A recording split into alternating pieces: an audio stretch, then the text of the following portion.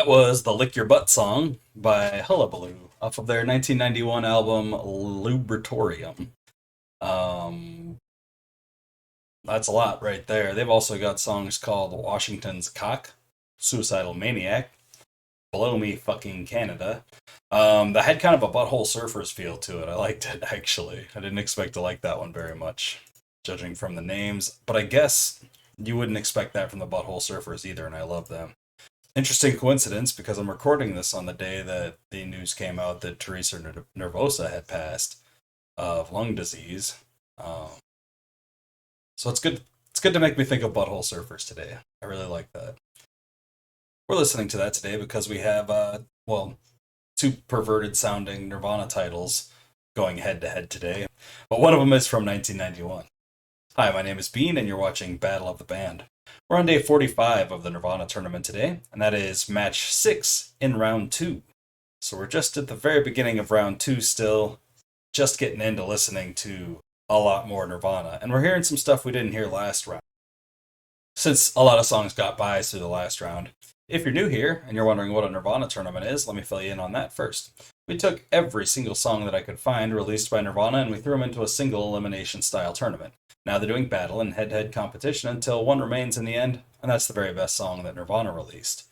Now I'm not using multiple versions of songs except for Polly. Polly New Wave is different enough to me that I feel like it deserves its own entry as well. But I'm pretty much just using the first studio version of an album,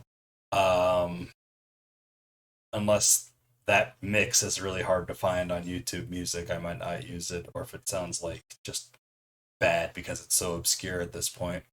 And demos and live stuff are taking a back seat, so to speak. We use those if we have to. And I've also got every cover I could find that they did and released as well.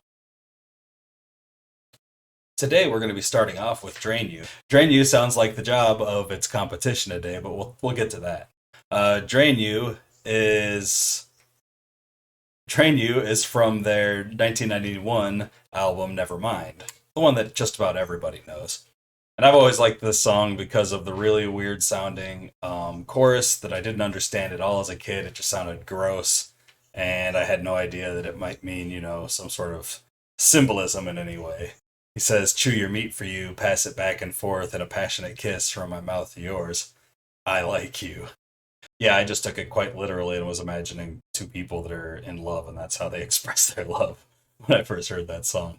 Super weird image, and I love it. And Drain You got to buy through the last round, so this will be the first time on the channel listening to it.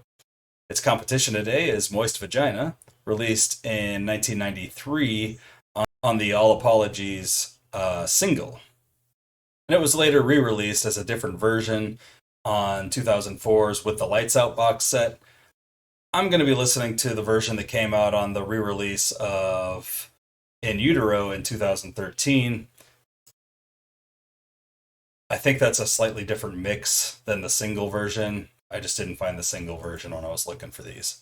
So we've got Drain You versus Moist Vagina. Let's get into it. Here's Drain You.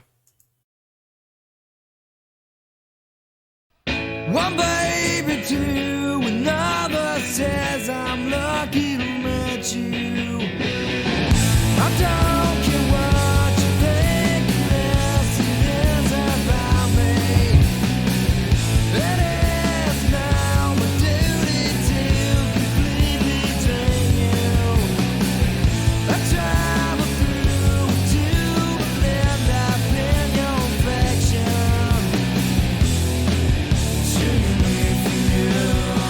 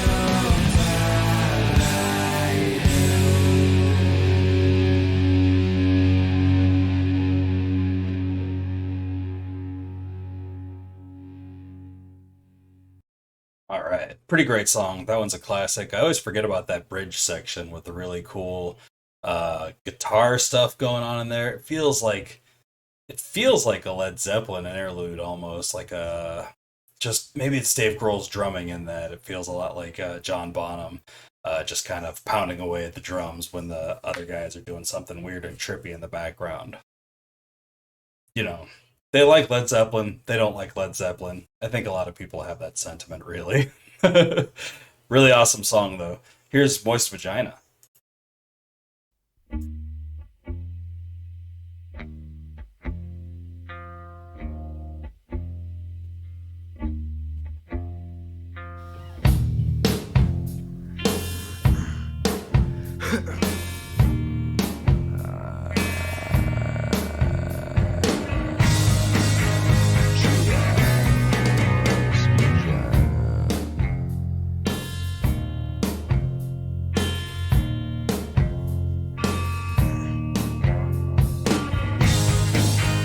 I particularly enjoy the circumference.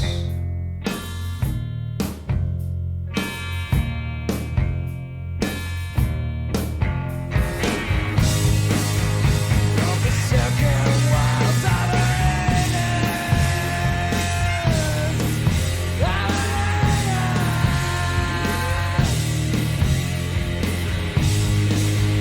I prefer her to wear the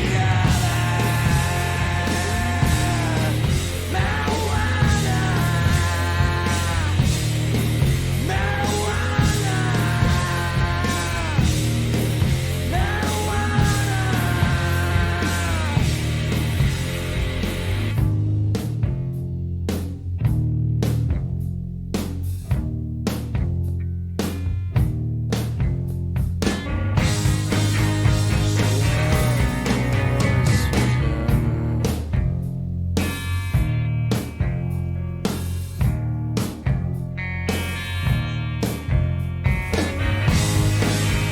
I prefer her to wear the marijuana, marijuana,